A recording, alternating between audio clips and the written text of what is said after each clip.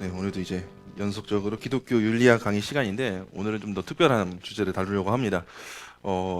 우리 원래 다루고 있던 주교제에는 사실 낙태에 대한 내용은 없는데 오늘 이제 명절 주간이어서 몇몇 분들은 좀 멀리 가실 수도 있겠다 싶었고 오늘 조금 소수일 수 있겠다 싶었는데 제 생각보다 소수는 아닌 것 같아요. 그래서 소수일 수 있겠다 싶어서 그러면은 진짜 빡세게 해보자 해서 와 오늘 이런 날이 언제 오겠어 하면서 제가 소논문 페이퍼를 정리를 했어요. 그래서 우리가 낙태에 대해 당연히 안 되는 건 알고 있지만 학문적으로 조금 더 엄밀하게 다룰 필요가 있기 때문에 오늘은 좀 더 진지하게 낙태 문제를 함께 다루려고 하고요. 다음 주는 이제 어린이부 모임이 없을 것 같아서 그럼 또 이제 또 한번 새롭게 다음 주는 우리 어린이들 시각으로 볼 수 있도록 기독교 세계관을 한번 시간 날 때는 한번 그렇게 해보면 어떨까 싶어서 이제 작년 성도님들도 좀 이해해 주시면 어린이들 눈높이에 맞게 그렇게 기독교 세계관 우리가 큰 틀에선 창조 타락 구속의 틀을 볼 수 있도록 그런 시간을 가져보려고 합니다. 오늘 내용은 원래 우리가 다루던 주교제는 없는 내용이어서 여러 텍스트를 정리를 했어요. 항상 우리가 늘 기독교 윤리학에 보고 있는 뭐 이상원 교수님 책 메인 텍스트가 될 것 같고요. 그리고 이 참고 문헌 각조에 보시면 나오는 여러 교수님들이 계신데 우리 뭐 지한 쌤 나오신 백석대 이경직 교수님 그리고 뭐 고신 쪽의 윤리학자로는 신원하 교수님 이런 분들이 계시고 또 박상은 원장님이라고 의사분이신데 이 생명윤리 쪽에서 너무 활동 많이 하신 분 이런 분들의 논문들을 제가 정리를 하고 또 이 낙태 관련된 책들도 있어요. 이건 엄청 오래된 책입니다. 이건 중고로밖에 못 구해요. 저랑 연식이 같아요.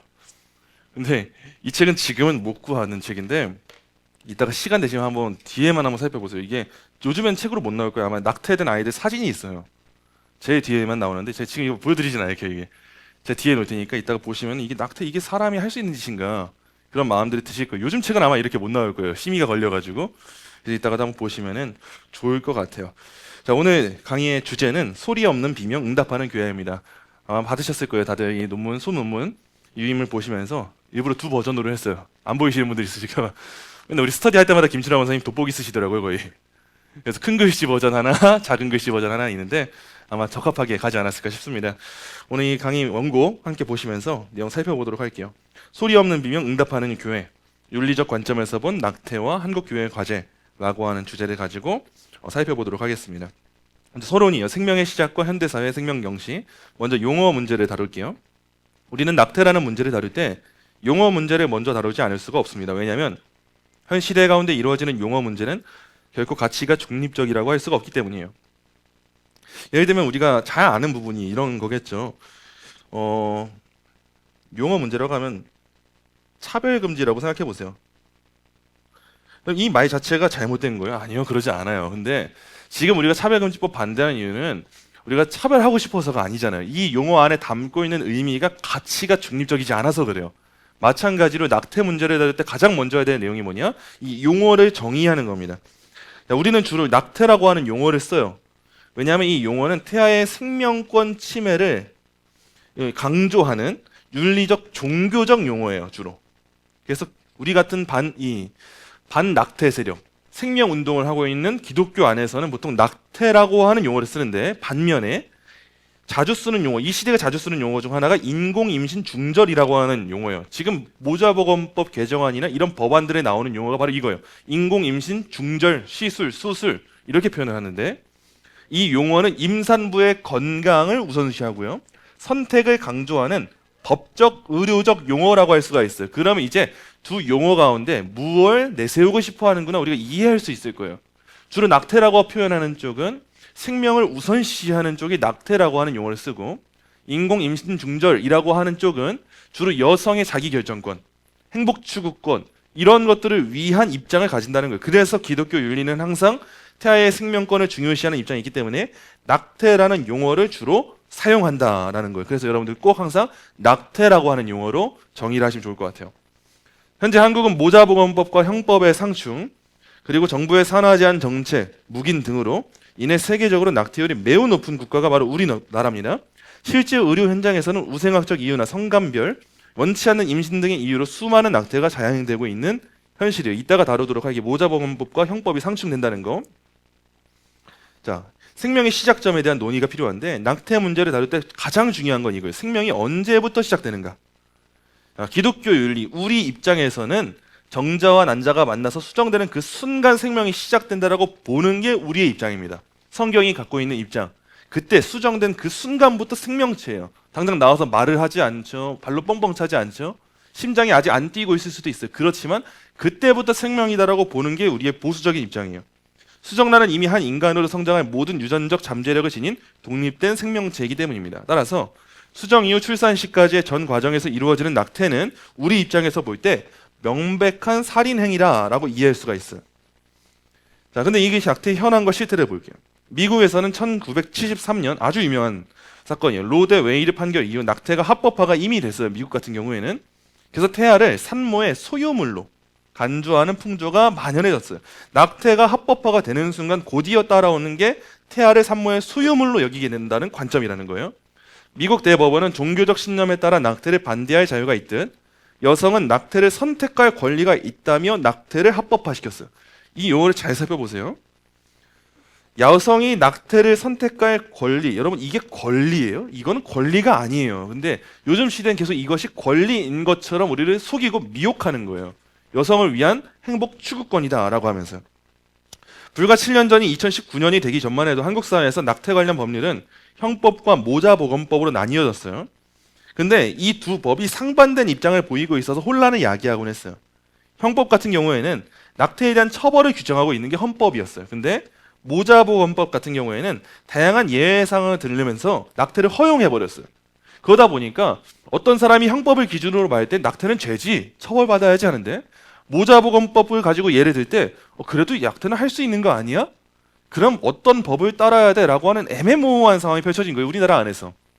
그런데 2019년 헌법재판소는 낙태를 전면적으로 금지하고 처벌하는 형법 조항이 임신한 여성의 자기결정권을 과도하게 침해한다 라고 하면서 이때 문제가 생긴 거예요. 헌법 불합치 결정을 내린 거예요. 형법에 대해서. 그래서 헌법재판소는 2020년 12월 31일까지 대체 입법을 마련하도록 주문했으나 국회에서 기한 내에 개정안이 통과되지 않았어요. 통과되지 않은 게 여러 처리할 일들이 많아서 통과되지 않은 것도 있는데 국회의원들이 굳이 안 다룬 겁니다. 안 다루고 넘어가게 해버린 거예요. 이 문제를 다루면 보수 기독교가 당연히 반발할 텐데 차라리 애매모호한 법의 체계를 만들어 버려서 낙태가 자연스럽게 합법화되는 문화를 만들 수 있도록 자기들이 맡은 소임을 안 했다는 거예요. 그 결과 2021년 1월 1일부로 형법상 낙태 처벌 조항은 법적 효력을 완전히 상실하게 됐어요. 그래서 지금 우리나라 같은 경우에는 낙태를 하더라도 형법으로 처리할 근거가 사라진 무방비한 상태라고 볼 수가 있는 거예요. 지금 상황이 이 상황이에요. 그러다 보니까 박주민 의원 같은 사람들이 모자보건법 개정안 들고 밀어붙이고 있는 거예요. 자기들 입맛대로 만들 수 있으려고. 이런 상황 가운데 박주민 의원이 모자보건법 개정안을 발의해서 약물 낙태를 도입하고자 하고 낙태에 대한 주스 제한을 폐지하고자 하고 청소년의 보호자 동의 사항을 면제시키고자 하는 행위. 지금 이 모든 게 포함되어 있어요. 청소년이 엄마 아빠 도움 안 받고 동의 안 받고 산부인과 가서 낙태할 수 있도록 하자라는 거예요.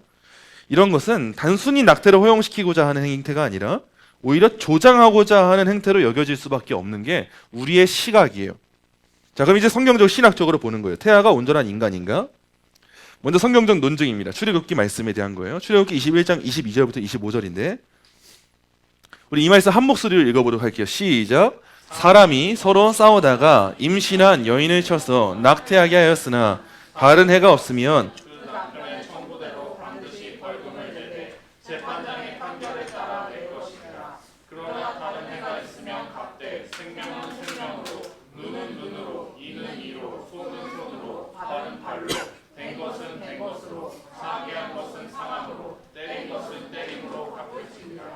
네. 일부 학자들은 이 본문을 보면서 산모가 죽으면 생명은 생명으로 갚지만 태아가 낙태된 경우에는 벌금형에 그친다는 점을 들어서 성경이 태아를 산모보다 못한 존재, 즉 비인격으로 취급한다 라고 주장을 해요. 보통 낙태를 찬성하는 기독교인들의 입장이에요. 그런데 이 본문을 잘 보면은요, 고의적 낙태가 아니라 다툼 중 발생한 우발적 사고를 다루는 게 이 본문이에요. 성경 항상 바르게 해석해야 됩니다. 고의적인 상황이 아니라 우발적 사고를 다루는 거예요. 여기서 다른 해가 없으면 산모나 태아 모두 치명상이 없는 조산의 경우 해가 없으면 벌금을 내요. 근데 다른 해가 있으면 산모나 태아 중 누구라도 죽거나 다치면 뭐라고 말하나요? 생명은 생명으로 갚으라라고 명하고 있어요. 성경의 입장이 뭐냐면 태아의 생명도 산모와 동등한 살아있는 인간의 형상, 그 하나님의 형상으로 전제하고 엄격한 동해보복법, 눈에는 눈, 이에는 이. 이 법을 적용해라. 똑같은 생명이다를 지금 보여주는 게 출애굽기 본문이라는 거예요. 그러다 보니까 산모보다 태아가 못한 생명이다 이런 말장난은 정말 이건 아주 큰 심판을 받게 될 사람들이에요. 이런 식으로 성경 해석하면 안 됩니다. 성경 가지고 장난질 치면 안 돼요. 현대 자기들의 정치 세계관 가지고 정치 성향 가지고 성경을 왜곡시키는 이들이 있는데 정말 그건 하나님 앞에서 큰 벌을 받을 거예요. 성경이 말하고 있는 그대로를 볼 때 태아의 생명은 산모의 생명과 동등하게 소중하고 가치 있다라는 거예요. 신학적으로 볼게요. 현대 세속 윤리는 자의식이나 독자 생존 능력 같은 기능이 발현되어야 인간으로 인정하는 기능주의적 인간관을 취합니다. 스스로 뭔가 결정할 수 있는 나이가 될 때 그 정도는 돼야 인간이지라고 하는 그 개념을 갖고 있어요. 그러나 기독교는 인간의 존엄성이 기능의 유무가 아니라 하나님의 형상대로 지음받은 실체라는 이 사실에 있다고 믿어요. 우리가 믿는 신앙이 바로 이거예요. 그래서 태아라고 하는 존재는 잠재적인 인간이 아니라 그냥 인간이에요. 이미 하나님의 형상이에요. 이미 하나님 안에서 존귀한 존재예요. 그렇기 때문에 이 생명을 함부로 다룬다? 말도 안 되는 일이에요. 다윗이 시편에서 내가 죄악 중에 출생하였으며 모친이 죄 중에 나를 잉태하였나이다 라고 고백을 합니다. 이는 태아 때부터 죄의 성향을 가진 인격적 존재가 인간임을 시사해요. 이미 뱃속에서부터 아이들이 죄인이에요. 아무리 예뻐도 뱃속에서부터 죄인이고 태어나서도 죄인이어서 예수님이 필요한 존재, 인격적인 존재가 사람이다라는 거예요. 죄는 인격적 주체만이 가질 수 있는 속성이므로 태아는 역설적으로 구속이 필요한 온전한 인격체임을 성경이 증명한다는 거예요. 교회사적인 걸 볼게요. 초기 기독교는 어떻게 생명을 지켰는가? 먼저 로마 시대의 생명 경시 풍조예요. 자, 헬라 로마 문화권, 플라톤과 아리스토텔레스와 같은 철학자들 포함해서 이런 문화권은 인구 조절이나 미모 유지를 위해서 낙태와 영아 유기를 합법적이고 합리적인 행위로 여겼어요. 이게 우리가 잘 알고 있는 그리스 로마 신화의 배경이에요. 그래서 그리스 로마 신화를 잘 살펴보면 굉장히 음란하고 쾌락 중심적이고 생명을 책임지지 않는 문화가 만연합니다. 이게 이 시대의 실제 모습이었기 때문이에요. 인구 조절을 위해서 또 뭐 생계 유지를 위해서 예컨대 딸 같은 경우에는 아버지가 마음껏 죽일 수 있도록 하는 그 당시에 문화가 있었어요. 왜냐하면 딸이 밖에 나가 생계 유지를 못 하잖아요. 근데 얘를 또 먹여 키우려고 하면 돈이 많이 들잖아요. 그러다 보니까 마음껏 그냥 죽여도 절대 이게 법적인 뭐 마음의 양심의 가책도 못 느낄 정도로 생명을 경시 여기는 게 이 당시 로마와 헬라 문화였어요. 그리고 여성들 같은 건 미모 유지를 위해서 그 미모 유지를 위해서 아이를 낳지 않고 낙태하는 것까지도 합법적으로 하는 거. 그게 당시 문화였다는 거예요. 그래서 로마법은 태아를 인간이 아닌 모체의 내장 일부, 그냥 엄마의 장기처럼 여겼어요. 우리 안에 뭐 대장, 소장 있는 것처럼 그 정도로만 여기니까 그 안에 있는 장기 하나 잘라내는 거에 무슨 양심의 가책을 느끼겠어요. 우리도 수술할 때 잘라내잖아요. 그런 관점이었다는 거예요. 그래서 가장에게는 가족의 생사 여탈권이 부여되어서 낙태를 강요할 수 있는 권한이 가장에게 있었어요. 이 아이 어떻게 해보자. 이거를 가장이 선택하도록 했다는 거예요. 이런 시대 가운데 초기 기독교가 어떻게 했는가를 보는 거예요. 초기 기독교는 유대교의 전통을 이어받아서 낙태와 영아 유기를 명백한 살인으로 규정을 했어요. 흔히 12사도들의 가르침으로 번역되는 중요한 권위 있는 책인 디다케라고 하는 문헌의 경우 그리스도인의 삶의 규범을 두 길로 설명을 하는데 한 길은 생명의 길, 다른 한 길은 사망의 길로 표현하는데 생명의 길을 말하는 디다케 제2장 2항에 이렇게 기록이 되어 있어요. 두 번째 계명은 다음과 같다. 그대는 살인하지 말라. 그대는 가늠하지 말라. 그대는 소년을 탐하지 말라. 그대는 음행을 피하라. 그대는 도둑질하지 말라. 그대는 주술행위를 하지 말라. 그대는 낙태로 아이를 죽이지 말라. 영아도 죽이지 말라. 그대는 이웃의 것을 탐내지 말라. 이 디다케뿐만 아니라 초기 기독교의 다양한 문헌들을 참고할 때 우리는 그들의 타협 없던 생명 윤리관에 마주하게 돼요.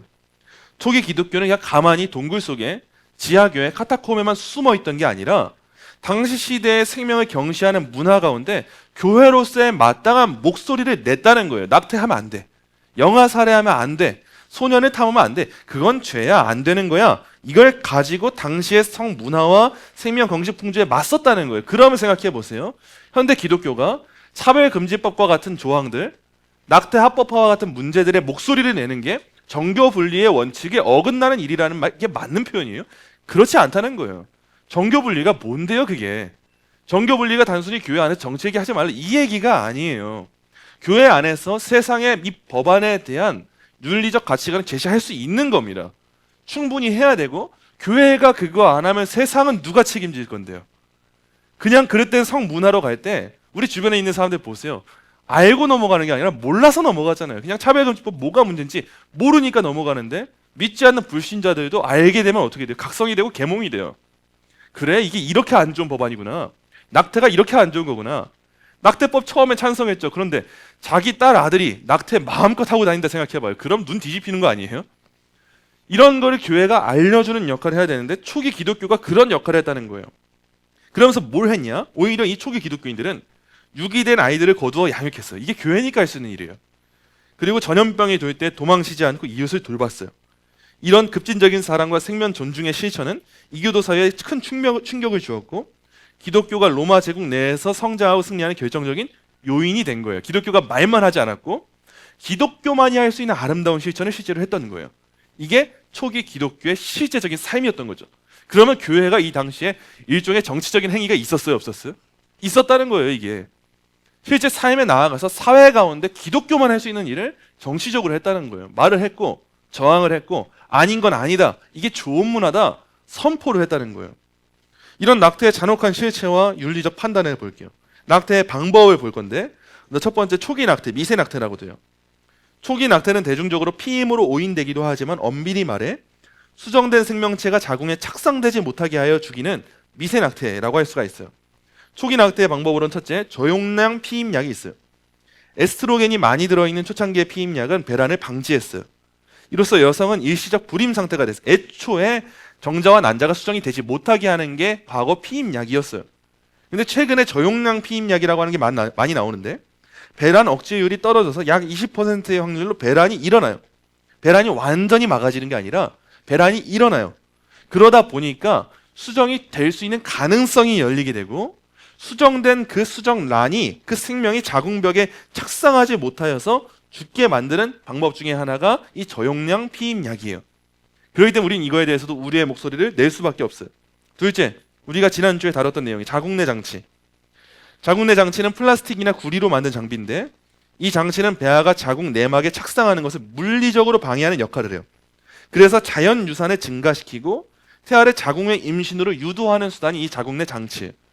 그러다 보니까 이거는 우리가 허용할 수 없는 피임 방법이라고 지난주에 다뤘던 거예요. 셋째, 먹는 낙태약이에요. 이 먹는 낙태약 이 약은 월경에 걸렸을 때 태아가 약 2주 정도 되었을 때 사용하는 거예요. 태아가 이미 되었을 때예요. 되었을 때. 이미 2주간의 생명이 유지됐는데 이 약물은 태아의 성장에 필수적인 호르몬인 프로게스테론을 처단하여서 영양 공급이 끊긴 태아로 하여금 결국 자궁벽에 착상되어서 매달려 있다 굶어 죽어 떨어지게 만들. 이따 이거 한번 꼭 보세요. 책에 너무 잔인하고 보기 힘든 장면인데 이 책에도 나와 있어요. 이런 호르몬제 때문에 낙태한 아이들의 실제 사진이 나와 있는데 정말 이거 보고 나면은 절대 할 수가 없어요. 두 번째로 많이 하는 게 흡입술입니다. 흡입술은 임신 초기에 사용하는 가장 많이 사용하는 방법이에요. 태아를 강력한 압력으로 빨아들여서 파괴하는 방식이에요. 흡입술의 경우엔 닫혀있는 자궁 경부 근육을 억지로 벌려요. 그리고 칼처럼 날카로운 플라스틱 튜브를 삽입해요. 그리고 가정용 청소기보다 29배가 강한 흡입력이 강한 기를 작동시켜서 연약한 그 태아의 몸이 지금 아이들은 몸이 이미 형성되어 있으니까 청소기로 빨아들여도 안 망가지죠. 근데 얘들이 몸이 갈기갈기 찢어나가서 쓰레기처럼 되는 거예요. 우리 음식물 쓰레기 버릴 때처럼 갈기가 청소기보다 29배가 세다는 거 얼마나 센 거예요? 이미 뱃속에 있는 생명이 꿈틀꿈틀 거리고 있는데 그런 아이들을 청소기처럼 빨아내서 죽이는 방법이 흡입술인데 이게 가장 많이 사용하는 방법이에요. 세 번째, 소파수술이에요. 소파수술은 흡입술과 유사하지만 둥근 모양의 날카로운 쇠칼을 사용한다는 점에서 달라요. 소파수술의 시술자는 쇠칼을 자궁에 넣어서 태반과 아이를 절단하고 긁어내요. 이거는 그냥 흡입하는 것만이 아니라 자궁을 실제로 긁어내고 아이 몸을 실제로 잘라내요. 왜냐 아이가 너무 커졌기 때문에 그냥 못 꺼낸단 말이에요. 그러니까 시술자가 직접 확인하면서 아이를 잘라내요. 부분 토막토막 내가지고. 그리고 나서 아이를 뽑아내니까 이제 산모한테도 심한 출혈이 발생하고 다양한 후유증까지도 생기게 되는 거예요. 이게 어떻게 살인이 아니에요. 이미 움직이는 태아를 자르고 산산조각 낸 다음에 뽑아내고 긁어내는데 어떻게 이게 살인이 아니라고 할 수가 있겠어요. 네 번째, 자궁경부 확장 제거술이에요. 자궁경부 확장 제거술은 임신 12주 이후 태아가 어느 정도 자라서 뼈가 단단해졌을 때 시행하는 매우 잔혹한 방법이에요. 벤치처럼 생긴 기구를 자궁 속에 집어넣어요. 그리고 살아있는 태아의 다리나 몸통을 잡고 비틀어서 뜯어내요. 이미 몸이 있는 태아인데 이미 살아 움직이고 있는 애인데 비틀어서 뜯어내요. 태아의 뼈가 이미 단단해졌기 때문에 한 번에 꺼낼 수가 없어요. 그래서 시술자가 뭐하냐? 자궁 안에서 태아의 등뼈를 부러뜨린 다음에 머리뼈를 으깨합니다. 자궁 안에서. 그리고 부피를 다 줄인 다음에 끄집어내는 거예요. 과연 이런 의료 행위를 이걸 의료 행위라고 해야 되는 거예요. 지금 현재 나온 이 모자보건법 개정안이나 이런 낙태 합법화와 관련된 법안들은 의사들이 자기의 신앙과 종교적 양심에 따라서 이런 낙태 시술을 거부할 때 처벌받을 수 있도록 하는 조항들이 포함되어 있어요. 그럼 기독교 산부인과 의사들은 어떻게 하라는 거예요? 이 행위를 자기의 양심을 거스르면서 하라는 거잖아요. 이걸 하지 않을 때 벌금과 뭐 면허 정지와 뭐 다양한 일들이 따라오겠죠. 그럼 과연 그 사람이 정말 이 일상생활 가능할까요? 살 수가 있을까요? 일반적으로 우발적으로 원치 않았지만 사람을 죽인 사람들도 그 트라우마에 시달리면서 맨날 그 악몽을 꾸고 일상생활을 못 살아가잖아요. 정말 그 잔인한 장면 한 번만 봐도 우리가 잠이 못 들잖아요. 근데 내 손으로 직접 태아를 갈기갈기 찢어서 뭐 뼈를 으깨가지고 그렇게 죽이는 행위를 한 사람이 어떻게 살아갈 수 있겠어요? 제정신이겠어요? 이게 지금 가장 많이 사용하고 있는 범법들이라는 거예요. 다섯 번째, 중기 이후의 낙태. 임신 중기 16주 이상 이후에는 태아를 사산시키기 위한 방법을 사용합니다. 먼저 대표적으로 소금물 주입법이 있어요. 산모의 복부를 통해서 긴 주사바늘을 찔러서 양수를 일부 빼내요. 그 자리에 농축된 소금물을 주입해요. 태아는 이 소금물을 들이마시고 전신의 중독 증상을 일으켜요. 애가 안에서 중독이 돼요. 그러면서 극심한 격렬을 일으켜요. 온몸의 혈관 다 터지죠. 피부가 화상 입은 것처럼 붉게 벗겨져요. 이후 뇌출혈과 쇼크 속에 약 1시간 동안 태아가 16주가 지난 태아가 뱃속에서 고통스럽게 몸부림치다가 사망하게 만들어요. 둘째로 프로스타글란딘법이 있어요. 이걸 요즘은 더 많이 쓰는 것 같아요. 프로스타글란딘, 즉 호르몬제를 주입해서 격렬한 진통을 유발해 태아를 강제로 배출시키는 거예요. 애는 뱃속에 있어야 되는 애인데 나올 수밖에 없게 만드는 거예요. 때로는 태아가 살아서 나오는 경우가 있는데 이를 막기 위해 소금물이나 요소 등을 함께 사용해서 태아를 확실하게 죽이는 방법이 바로 이 방법이에요. 이런 낙태가 그냥 다 안전하고 다 좋은 건가? 여성들에게 정말 행복한 건가? 아니, 절대 그렇지 않아요. 후유증이 있습니다. 낙태는 태아의 생명을 빼앗는 것에서 끝나지 않고 시술을 받은 여성의 신체와 정신에 돌이킬 수 없는 심각한 손상을 입혀요. 우선 낙태는 신체적으로 극심한 파괴를 낳아요. 흡입술이나 소파 수술 같은 과정에서 날카로운 기구가 자궁을 뚫는 자궁 천공이 발생할 수 있고 이로 인해서 골반 내 농양이나 복막염이 유발되어서 대수술을 받아야 할 수도 있어요. 이런 건 안 알려주잖아요. 또한 낙태를 한번 경험한 여성은 그렇지 않은 여성에 비해서 불임률이 3, 4배가 높대요. 특히 첫 임신을 중절한 여성의 25%는 영구 불임이 될 위험이 있대요. 이는 소술 도구가 나팔관 입구에 상처를 내어서 유착을 일으키기 때문이에요. 또한 1차 낙태 후에 자궁의 임신 확률은 5배 증가하고 임신 초기에 낙태한 여성들은 임신 시 태반이 자궁 입구를 막는 전치 태반이 될 확률이 7배에서 15배나 높다고. 이거 엄청난 거예요. 7배나 15배. 이뿐 아니에요. 억지로 자궁 경부를 확장시키는 시술은 자궁 경부 근육을 이미 찢어지게 만들어요. 그래가지고 추후 임신 시 태아를 지탱하지 못하게 만들어서 유산되거나 미숙아로 출생하게 하는 거예요. 자궁 경부 길이가 이게 굉장히 길어야 되는데 노엘이 같은 경우도 이미 자궁 경부 길이가 짧아져가지고 일찍 나오게 된 거예요. 그러면서 이게 계속 버틸 수 있도록 하는 시술을 하고 약물을 주입하고 그렇게 버티는 건데 이 낙태를 많이 한 여성들 같은 경우에는 이미 자궁 경부에 대한 이 수술을 했기 때문에 이미 벌어져 있기 때문에 아이들이 버티지를 못한다는 거예요. 낳고 싶을 때에도. 건강한 자녀를 출산하고 싶은데 이미 그 경험에 의하여서 아이들이 건강한 임신 생활로 이어질 수 없도록 만든다는 거예요. 2번 이상 낙태한 경우 임신 3개월 이내 자연 유산할 가능성이 2~3배. 미숙아 출산 가능성은 4배나 증가한다는 거예요. 이런 것들은 하나도 안 알려주지 않은 채로 여성의 행복 추구권, 가치 결정권, 이걸 조장하는 나라가 있다면 그 나라는 정말 올바른 나라라고 할 수 있을까요? 이 생명 한번 낳아보겠다고 발버둥치는 사람들이 요즘에도 얼마나 많은데요. 이 생명의 소중함 때문에 울부짖는 사람들이 얼마나 많은데 하나님이 맡겨주신 그 권세를 가지고 이 위정자들이 생명을 죽이는 일에 그 권세를 사용한다. 이거 정말 두려운 일이에요. 이뿐만 아니에요. 낙태는 육체의 상처보다 더 깊은 영혼의 상처를 남겨요. 이를 의학적으로는 낙태 후 스트레스 증후군이라고 불러요. 우리가 흔히 뭐 외상 증후군이 있잖아요. PTSD라고 하는 그런 것처럼 낙태 후 스트레스 증후군도 있어요. 낙태 후 여성들은 태아에 대한 지울 수 없는 기억으로 인해서 사랑하는 사람을 잃은 듯한 상실감, 심각한 우울증, 불면증, 악몽, 비하감 등을 겪죠. 당연하죠. 그 생명을 죽였는데 어떻게 마음이 평안하고 안정감이 있겠어요? 당연히 어렵죠. 그리고 심한 경우 자살 충동을 느끼거나 약물에 의존하기까지 하게 돼요. 낙태의 죄책감은 다른 삶의 영역으로도 전이되어서 난폭한 행동이나 대인 기피로 나타나기도 해요. 특히 남편이나 가족과의 관계에서 비정상적인 부부관계를 맺거나 무의식적으로 타인에게 상처를 줌으로써 자신의 고통을 표출하기도 해요. 이는 내면 깊은 곳에서 용서를 갈구하고 있기 때문이라고 할 수가 있어요. 현대 심리 상담 분야, 의료 분야, 법학 분야에서는 산모의 정신 건강을 위해서 낙태를 허용해야 한다 주장하는데, 오히려 산모의 정신 건강을 위해서라면 낙태해야 할 분명한 이유는 없는 것이나 다름없어요. 없는 거예요. 오히려 낙태 시술 후에 정신적인 문제가 발생할 위험이 훨씬 높아지기 때문에 여성을 위해서라면 낙태를 조장하면 안 된다는 거예요. 오히려 진짜 위한다면. 근데 안타까운 상황들이 있기 때문에, 예외적 상황들이 있다는 건 우리가 인정할 수밖에 없어요. 그걸 기독교 윤리적으로 보고 천천히 마무리를 지어볼게요. 낙태에 대한 기독교 윤리의 대원칙은요, 항상 꾸준하고 일정해요. 수정된 순간부터 생명이므로 낙태는 살인이다 라고 하는 게 기본 원칙이에요. 그러나 현실과 의료 현장에서는 다양한 갈등 상황이 발생해요. 예컨대 엄마의 생명권과 자녀의 생명권이 충돌하는 경우라 생각해 보세요. 그럴 때는 어떻게 해야 되는가에 대한 답이 필요하잖아요.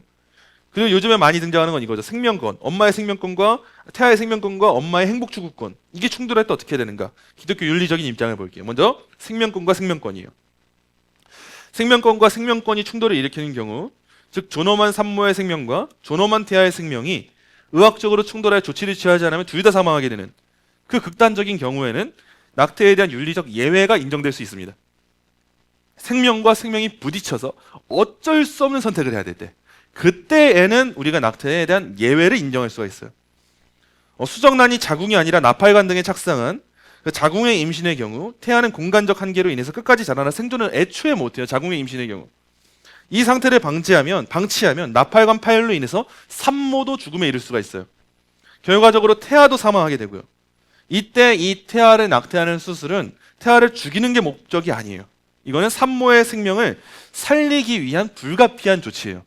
이런 경우에는 기독교 윤리가 낙태에 대한 관점을 의료적으로 인정을 한다는 거예요. 산모를 살릴 수밖에 없기 때문에. 그리고 산모의 생명이 위독한 경우도 허용이 돼요. 임신 중 산모가 자궁암 등 치명적인 질병에 걸려서 즉각적인 치료를 하지 않으면 사망할 위험이 있는 경우, 이때 태아의 생명을 유지하기 위해 치료를 미루면 산모가 죽고 결국 태아도 죽어요. 이런 딜레마의 상황에서는 산모가 맺고 있는 현존하는 가족관계와 책임 등을 고려하여서 산모의 생명을 우선적으로 구하는 것이 일반적인 원칙으로, 이 정도까지는 우리가 허용을 할 수가 있다는 거예요.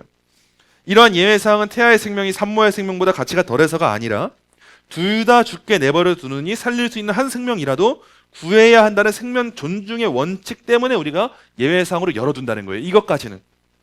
근데 요즘 시대는 이런 일보다 두 번째, 이 케이스가 더 많아요. 생명권 대 행복추구권. 산모의 생명이 위급하지 않은 상황에서 단순히 삶의 질, 경제적 사정, 심리적 고통 등 행복 추구권을 이유로 태아의 생명을 침해하는 것은 기독교 윤리에서 결코 용납될 수가 없어요. 생명권은 행복 추구권보다 본질적이고 상위의 가치, 항상 기억하셔야 돼요. 생명권이 행복 추구권보다 훨씬 더 큰 가치예요. 이게 더 우선하는 가치예요. 그래서 나의 삶의 질이 떨어져서 행복하지 않는다? 이거는 중요하지 않아요. 생명이 우선이에요. 나의 경제적 사정 중요하죠. 근데 이미 생명이 생겼어요. 그럼 그 생명의 가치가 더 크고 본질적이라는 거예요. 자, 예를 들자면 우리가 가장 많이 낙태에 대한 논의를 할 때 가장 많은 질문을 받는 게 이 부분이에요. 범죄로 인해서 여성이 임신하게 되었을 때, 성폭행이나 이런 강간 등에 의해서 여성이 임신하게 되었을 때는 어떻게 해야 됩니까? 이런 임신은 여성에게 끔찍한 고통이에요. 그러나 기독교 윤리는 가해자의 죄 때문에 피해자를 사형시키는 것은 정의롭지 않다고 봅니다. 굉장히 어려운 문제예요. 현실적으로 우리가 누가 이걸 맘 편하게 말할 수 있겠어요? 그래도 애 죽이면 안 돼. 누가 내 가족이라면 어떻게 그렇게 말할 수 있을까요? 근데 그럼에도 원론은 분명하다는 거예요. 태아는요, 범죄의 결과물이 아니라 그럼에도 불구하고 보호받아야 할 또 하나의 피해자예요. 태아를 낙태하는 것은 아무 잘못 없는 생명에게 벌을 뒤집어 씌우는 것이므로 범죄에 이어서 또 하나의 악을 더하는 행위가 돼요. 그렇기 때문에 우리가 대안으로 제시하는 게 뭐냐? 만약 산모가 양육하기가 너무 고통스럽다면 입양 같은 방법을 고려하라는 거예요. 그래서 입양 등의 방법을 통해서 아이에게 생존의 기회를 주자는 거예요. 공경에 처한 아이를 낳기로 결단하는 것은 거룩한 사랑의 실천이기 때문에, 태아 자체는 잘못이 없기 때문에. 근데 현실적으로 엄마가 어떻게 그 애를 보고 살겠어요? 그러니까 대안으로 제시하는 게 입양하라는 거예요. 실제로 강간으로 태어난 미국의 가스펠 가수 에텔 워터스의 삶은 이 생명이 얼마나 존귀한지를 보여주는 하나의 대목이, 이분이 강간으로 태어난 아이였어요. 근데 이분이 지금 미국의 복음성가 가수로 굉장히 영향력을 끼쳤단 말이에요. 이걸 통해서 우리가 보게 되는 것은 굉장히 속 아프고 속쓰리고 눈물 없이 볼 수 없는 정말 고통스러운 시간이겠지만 그럼에도 태아의 생명은 범죄와는 무관하고 태아의 생명 자체는 우리가 함부로 대할 수 없는 존엄한 그런 가치를 지닌 존재다라는 것을 기독교 윤리적으로 이해를 해야 된다는 거예요. 근데 이게 현실적인 일이 됐을 때 당연히 쉽게 우리가 누가 돌을 던지고 누가 아무렇지 않게 그거 잘못된 거야 말할 수 있겠어요. 이거 굉장히 어려운 문제예요. 자, 다음으로 가장 많은 경우는 이 경우일 거예요. 산전진단. 산전진단을 통해서 태아의 기형이 확인되었을 때 낙태하는 거. 그래서 산전진단 같은 경우에도 요즘에는 뭐 기본적인 일이지만 물리적으로 문제가 되는 부분도 없지 않아 있어요. 왜냐하면 산전진단을 해서 미리 마음의 준비를 하는 건 모를까? 산전진단을 통해서 요즘에는 미리 낙태를 해버리기 때문이에요. 이것은 장애인에 대한 또 다른 차별이자 하나님의 주권에 대한 도전이라고 할 수 있어요. 여러분 이거 꼭 기억하셔야 돼요. 산전진단을 통한 이 낙태는요, 장애인에 대한 또 다른 차별이고 하나님의 주권에 대한 도전이라고 할 수 있어요. 출애굽기 말씀 보니까 누가 사람의 입을 지었느냐? 누가 말 못하는 자나 못 듣는 자나 눈 밝은 자나 맹인이 되게 하였느냐? 나 여호와가 아니냐라고 하는 말씀처럼 장애를 가진 생명도 가정 안에서는 너무 속상한 일이겠지만 하나님의 섭리 안에 있다는 건 사실이에요. 너무 괴롭고 씁쓸한 현실이지만 그럼에도 사실은 사실인 거예요. 하나님의 섭리와 주권을 벗어나서 이루어지는 일은 이 세상에 존재하지 않아요. 장애인이라 할지라도 하나님께 영광을 돌리는 삶을 살 수 있음을 기억해야 돼요. 신학적으로는 이견이 있겠지만 뭐 우리가 잘 아는 송명희 시인, 우리 나 가진 재물 없으나 찬양 잘 알잖아요. 공평하신 하나님, 그 하나님 찬양하는 고백, 이 송명희 시인이 고백하잖아요. 장애인이잖아요, 이분이. 어린 시절에 의료 시술 때문에, 의사 때문에 뇌성마비를 이미 얻게 되어서 태어나서부터 이 장애인으로 살면서 얼마나 많은 고통이 있었겠어요. 근데 그럼에도 고백하는 거 아니에요. 나 가진 재물 없고 아무것도 없지만 그 공평하신 하나님을 내가 안다. 이 고백을 하게 된다는 거 얼마나 큰 거예요. 얼마나 하나님께서 그 고백 자체를 귀하게 보시겠어요. 우리가 뭐 잘 아는 사람, 뭐 유명한 사람 얼마나 많아요. 뭐 헬렌 켈러 같은 사람도 장애인으로 태어나서 수많은 영향력을 끼쳤던 사람이죠.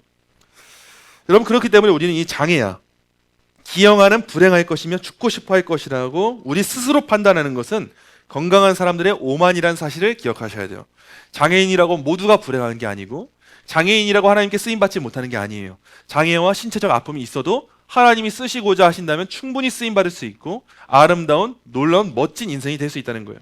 그래서 기형아라고 해서 존재적 가치를 상실하는 게 아니다. 그런 낙태를 우리가 허용해서는 안 된다라는 걸 꼭 기억하고 계셔야 돼요. 마지막 결론이 한국교회 과제와 적용. 최근 입법 시도에 대한 비판적인 고찰이 필요합니다. 박주민 의원 발의안을 중심으로 현재 국회에 발의된 박주민 의원의 모자보건법 일부 개정 법률안은 헌법재판소의 헌법 불합치 결정 취지를 반영한다는 미명하에 사실상 낙태의 전면적 자유화를 끼하고 있다는 점에서 심각한 우려를 낳고 있어요.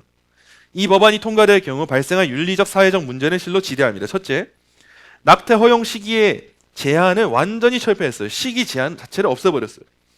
기존 모자보건법은 낙태의 정의를 태아가 모체 밖에서는 생명을 유지할 수 없는 시기로 한정하여서 최소한의 생명 보호 시한을 두었던 게 기존 법안이었어요. 적어도 이때까지는 안 돼. 이런 기준이 있었던 거예요. 그런데 이 개정안 제2조 7호에서는 이를 단순히 약물 투여나 수술 등 의학적으로 인정되는 방법으로 임신을 종결하는 행위라고 변경해버렸어요. 독자 생존 가능성이라는 마지막 마지노선마저도 허물어서 임신 기간 내내 언제든지 태아를 죽일 수 있도록 길을 열어준 독소 조항이 숨어 있는 거예요. 항상 우리는 표면에 보는 게 아니라 그 내면에 있는 내포가 있는 그 세밀한 조항을 봐야 돼요. 차별금지법도 대놓고 보면 못 느껴요. 그래 성별로 차별하면 안 되지. 지위로 차별하면 안 되지. 경제적 사항으로 차별하면 안 되지. 근데 기타 등등이라고 하는 말이 붙어 있기 시작하고 성적 지향이라고 하는 말이 붙어 있기 시작할 때 문제가 되는 거예요. 이 낙태 법안도 그렇다는 거예요. 모자보건법도. 10개월 된 만삭의 태아라 할지라도 산모가 원하면 낙태할 수 있도록 하는 끔찍한 결과를 초래한다. 이 사실을 꼭 기억하셔야 돼요. 둘째, 현재 이 발의된 이 법안은 약물 낙태 도입을 명문화했어요. 이 개정안은 약물 투여를 낙태의 방법으로 명시하고 있어요. 앞서 살펴본 것처럼 알류486과 같은 낙태약은 태아에게 공급되는 영양분을 차단해서 굶겨 죽이는 비인도적 방식이고 산모에게 과다출혈과 심각한 부작용을 일으킬 수 있음에도 불구하고 이걸 마치 임신을 손쉽게 해결할 수 있는 그런 문제인 것처럼 그냥 약만 먹으면 다 낙태되는데 뭐가 문제야? 청소년들도 그냥 지갑 안에다가 약을 넣고 다니는 거예요. 긴급 이 약을. 그럼 충분히 다 낙태할 수 있고 성관계를 한다 할지라도 따라오는 임신을 걱정하지 않을 수 있어. 좋은 거야 설명하겠지만 후유증 하나도 설명 안 해주잖아요. 실제 이게 여성들의 몸에 얼마나 괴로운 건지 해로운 건지 말 안 해주잖아요. 이런 것들을 다 열어놓는 거예요. 셋째, 너무 위험한 게 이거예요. 미성년자의 낙태를 부모 동의 없이 가능하게 했어요. 자, 개정안 제14조의 2, 제2항은 만 16세 이상의 청소년이 법정 대리인의 동의를 받기를 거부할 경우 상담 사실 확인서만 있으면 독자적으로 낙태할 수 있도록 예외를 두었어요. 이는 미성숙한 청소년을 보호해야 할 부모의 양육권을 박탈하는 것이고 청소년들이 성적 방종과 생명 경시의 늪으로 빠지게 방치하는 무책임한 처사예요. 그래서 어린 아이들이 청소년인데도 불구하고 부모님께 알리지 않고 자기가 낙태 시술을 받고 오는 거예요. 집에 와서 엄마 아빠는 알지도 못하고 무슨 일이 있었는지 모른 채로 이런 일들이 가능하게 만든다는 거예요. 자, 그럼 법적으로 사회적으로 어떻게 해야 되는가? 한국교회는 이런 생명 경시의 쓰나미 앞에서 무엇을 해야 할까요? 우리는 단순히 반대 구호를 외치는 걸 넘어서 실질적이고 구체적인 대안을 제시할 수 있어야 돼요. 앞으로 제가 제시하는 이 대안들은 정말 모든 면에서 기독교적으로 만족스러운 대안은 아니에요. 그러나 교회와 기독 시민단체들이 적어도 실정법상에 이 정도 선까지는 우리가 할 수 있는 일이다 라고 하는 마음을 가지고 이 지침을 따르면 어떨까 싶어요. 먼저 첫째는 이겁니다. 태아 심장박동법 제정을 촉구할 필요가 있어요. 미국 텍사스주 등에서 시행 중인 태아 심장박동법은 태아 심장박동이 감지되는 시점이 임신 6주 이후에 낙태를 금지하는 법안이에요. 물론 이 법안은 우리의 완전한 신학적 이상에 미치지 못하죠. 6주 이전에는 그럼 괜찮다는 거예요. 당연히 안 되죠. 근데 일반인들한테도 우리가 좀 논증이 가능할 수 있도록, 설득이 가능할 수 있도록 하는 마지노선은 정해두자는 거예요. 적어도 이 6주 이후를 다 금지시켜버리는 거예요. 이전에 6주까지 모르는 사람도 많잖아요. 애초에 몰랐다가 나중에 병원 가는 사람도 많은데 적어도 내 심장 소리는 들어봐야 되는 거 아니에요? 그거 듣고서라도 마음이 달라질 수 있도록 적어도 이 법안을 만드는 게 어떨까 싶다는 거예요. 현재 대한민국 기독교 국가도 아니고 헌법재판소의 결정에 따라 낙태를 허용하는 법을 만들어야 하는 현실에 놓여져 있어요. 이런 상황 가운데 낙태를 전면 허용하는 법안보다는 낙태 허용 범위를 최소화하는 법부터 제시하는 것은 덜 악한 차악을 선택한 현실적 대안이 될 수 있을 거예요. 이걸 좀 기독 시민단체들이 좀 융통성 있게 현실적인 걸 고려하면서 해주면 어떨까 싶어요. 즉 이 법안이 6주 이전에 낙태를 허용한다는 점에서 여전히 불만족스럽지만 6주 이후에 모든 낙태를 금지함으로써 대다수의 태아의 생명을 보호할 수 있다는 점은 전략적으로 충분히 검토해 볼 만하다라는 거예요. 적어도 애 심장 소리 들으면 엄마 마음이 조금이라도 움직이지 않겠어요? 그냥 내 애가 있는지 없는지 느껴지지도 않다가 심장 소리 그 쿵쿵쿵 거리는 그 말발굽 소리 한번 들어보면은, 기차 소리 한번 들어보면은 그때부터라도 마음이 좀 움직이고 와 그래 내 안에 생명이 있긴 하네? 마음이 움직일 거 아니겠어요? 그래서 적어도 이런 법안을 제정하기 위해서라도 힘써보는 게 중요하겠다 하는 거예요. 둘째, 의료진의 양심적 진료 거부권을 보장하도록 해야 돼요. 낙태가 합법화된다 하더라도 그런 일이 있으면 안 되겠지만 된다 하더라도 신앙과 양심에 따라서 생명 파괴 행위에 가담하기를 거부하는 기독 의료인들의 권리는 철저히 보호되어야 돼요. 누구도 의사나 간호사에게 살인 행위를 강요할 수 없도록 양심적 진료 거부권을 법제화하는 데 교회가 앞장서야 돼요. 만약에 이게 보장되지 않는다면 이게 강제고 통제지 뭐겠어요. 이게 전체주의, 이게 공산주의 아니에요? 무슨 자유가 있어요? 의료 행위 하는데 본인 양심을 따라 하지도 못하는데. 적어도 이걸 지켜줘야 기독 의료인들이 각자의 자리에서 낙태가 왜 안 되는 것인지를 나타내 보여줄 수 있는 길이 열린다는 거예요. 셋째, 상담 제도의 실질화 혹은 숙려기간의 의무화가 필요해요. 박주민 의원안은 상담을 요식행위로 전락시키고 상담기관이 낙태를 알선하게 하는 일종의 창구가 되게 할 우려가 있어요. 청소년들은 누구든 상담받다 보면 낙태받을 수 있는 병원을 소개시켜줄 수 있을 만한 그런 창구가 되게 하는 역할을 해요. 근데 우리는 상담 과정에서 정확하게 이런 교육이 있어야 한다는 거예요. 초음파를 의무적으로 보여줘야 돼요. 내 뱃속에 어떤 아이가 있는지, 어떤 생명이 살아 숨쉬는지를 의무적으로 보여주고 심장 소리를 듣게 하고 낙태의 후유증을 정확하게 알리는 절차를 적어도 법제화해야 된다는 거예요. 또한 낙태를 결정하기 전에 충분히 고민할 수 있도록 하는 숙려 기간도 강제하여서 충동적인 낙태를 막자는 거예요. 이 법원에서도, 일반 가정 법원에서도 이혼을 하기 전에 숙려 기간이라고 하는 게 있지 않습니까? 이 충동성을 뒤로 물을 수 있도록, 다시 한번 고민해 볼 수 있도록 조심스럽게 판단하기 때문에 그런 시간을 주잖아요. 근데 왜 낙태에 있어서는, 생명을 죽이는 문제에 있어서 그 시간이 없냐는 거예요. 그래서 우리는 꼭 상담 전체 과정 가운데 생명의 중요성을 알릴 수 있는 이런 내용들이 법제화가 필요하고, 낙태를 하면 안 되겠지만 그럼에도 법제화가 필요하고 숙려 기간이 필요하다. 이 정도는 우리가 알고 있는 채로 이 낙태 반대 운동에 앞장서고 역할을 감당한다. 한국 기독교가 더욱더 큰 영향력을 끼칠 수 있지 않을까 생각을 해보게 돼요. 마지막 세 번째, 교회 적용이에요. 마지막 교회는 이 거대한 담론을 어떻게 적용해야 할까요? 첫째, 강단에서의 선포만큼은 타협하지 않아야 돼요. 이건 명확한 원리고 언제든 바뀌면 안 돼요. 태안의 세포덩어리가 아니라 하나님의 형상이라는 진리를 강단에서 분명히 선포해야 돼요. 세상 법이 죄를 죄가 아니라고 말할 때 교회는 그것이 하나님 앞에서의 죄임을 선포하는 시대의 등불이 되어야 돼요. 성도들이 세상의 풍조에 휩쓸리지 않도록 올바른 기독교 세계관과 생명 윤리로 무장을 시켜야 돼요. 둘째, 교회는 치유의 공동체가 되어야 돼요. 우리 주변은 이미 낙태의 아픔을 겪고 남몰래 눈물 흘리는 성도들이 많아요. 이미 한국교회 안에서도 과거였든 현재이든 오래전에 이 아픔을 갖고 있는 성도들이 많이 있습니다. 그들에게 필요한 것은 이미 그런 일이 있었는데 당신 살인자의 이런 비난이 아니라 십자가의 용서 회복이에요. 교회는 그 역할을 감당하는 공동체지 그냥 아무한테나 돌 던지는 공동체가 아니에요. 오전 말씀처럼 나에겐 경계하되 남에게는 온유함을 품을 수 있는 것, 그게 기독교 윤리예요. 1990년대부터 세계적으로 확산되었고 2000년에 들어서 한국에 도입된 가톨릭의 라헬 프로젝트와 같은 치유 프로그램이 있어요. 이런 프로젝트는 정말 좋은 프로그램이라고 생각을 하는데 이 낙태를 경험한 여성들이 위로를 얻고 소망을 발견하고 다시 한번 치유되고 회복될 수 있도록 하는 프로젝트가 이미 가톨릭에서 먼저 시행을 한 거예요. 근데 적어도 그래도 우리 개신교가 가톨릭보다 잘해야 되는 거 아닙니까? 저는 항상 이게 의문점이에요. 한국에 많은 교회들 있지만 적어도 개혁주의 따르는 교회가 가장 잘해야 되는 거 아니에요? 가장 성경적인 신앙 믿고 따른다는 교회는 말씀 더 많이 읽어야 되고, 가장 성경적인 신앙 노선 따른다는 교회는 더 많이 기도해야 되고, 가장 성경적인 신앙 노선 따른다는 교회는 가장 사랑이 넘쳐나고 기쁨도 넘쳐나고 화평도 넘쳐나고 그래야 되는 거 아니에요?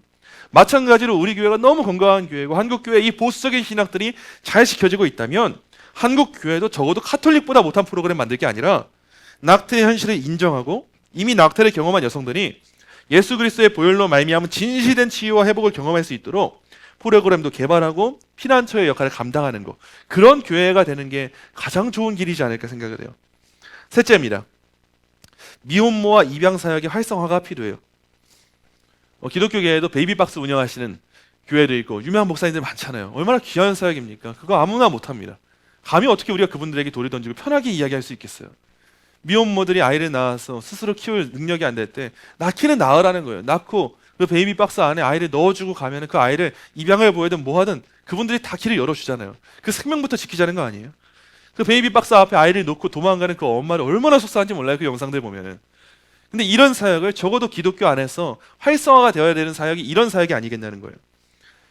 낳기만 하면 교회가 키워주겠다, 이 말이 단순한 구호에 그쳐서는 안 되고, 낙태를 고민하는 미혼모들이 아이를 포기하지 않도록 경제적 정서적 지원 시스템을 교회 안에 갖출 필요가 있어요. 그래서 적어도 우리 한국교회 안에 큰 대형 교회들 많잖아요. 그러면은 그냥 본인들만 좋은 그런 행사하는 거 말고 좀 판 벌리고 건물 사고 이것만 하는 게 아니라 진짜 생명 윤리를 위해서 목소리도 내고 행동해주고 충분히 할 수 있는 능력이 돼요. 이런 일을 해주기를 저는 간절히 소망하고 기도하고 있어요. 또한 입양 문화를 활성화하고, 입양은 여러분 굉장히 성경적인 거예요. 입양은 우리가 권장하고 더욱더 확산시켜야 돼요. 왜냐? 우리가 하나님께 입양된 존재잖아요. 양자 삼아주심이 입양이잖아요. 입양은 굉장히 성경적인 원리입니다. 그렇기 때문에 교회 안에서 입양에 대한 가치관을 전파하고 이 문화를 활성화하고 버려질 위기에 처한 생명들의 가슴으로 나아 기르는 것이야말로 가장 강력한 낙태 반대 운동임을 실천으로 보여줘야 돼요. 지금 최근에는 이제 결혼하는 연령도 높아지고 불임도 많아지고 있어요. 그렇기 때문에 불임 가정의 아픔도 굉장할 거예요. 이 불임 가정의 아픔이 앞으로 더 많아질 거라고 저는 예측을 하고 있고, 노산 미수가는 당연한 거고 불임이 실제로 굉장히 많아질 텐데, 그렇다면 한국교회가 그 불임하는 가정들의 아픔을 어루만지면서 더 좋은 문화가 될 수 있는 입양에 대한 가치관과 이런 문화를 만들어가면 얼마나 좋을까, 저 이런 생각이 듭니다. 마지막 문단이에요. 여러분, 태아는 스스로 자신을 변호할 수 없는 가장 연약한 이웃이에요. 우리 이웃 사랑해야 돼요. 근데 우리 안에서 우리 주변에 둘러볼 때 가장 연약한 이웃이 누군가 둘러보세요. 그건 태아일 거예요. 태아가 가장 연약해요. 이들의 목소리가 되어주는 것, 그것이 바로 지극히 작은 자 하나에게 한 것이 곧 내게 한 것이라 말씀하신 예수님의 명령을 따르는 길이에요. 그래서 여러분 앞으로도 여러분 먹고 살기 바쁘신 거 너무 중요하지만 거기에 더 넘어서서 지금 현재도 발의 중인 이런 법안들 관심 많이 가져주시고, 적어도 우리가 할 수 있는 걸 없어도 때론 피켓 들 수 있다면 피켓이라도 들어보고, 우리가 할 수 있는 거 없어도 내 주변인들에게 전달할 수 있는 메시지가 있다면 전달이라도 해보고, 영상이라도 공유를 해보고, 우리가 할 수 있는 걸 없어도 적어도 반대청원이라도 동의할 수 있잖아요. 그런 거라도 해보는 것부터 시작할 때 우리는 진짜 이웃사랑을 실천하게 될 거예요. 여러분 꼭 이런 이웃사랑의 실천에 이 삶에 기쁜 마음으로 동참해 주시고, 때론 이 시대를 향한 안타까운 마음으로 기도해 주시는 그런 여러분 되시기를 간절히 소망합니다.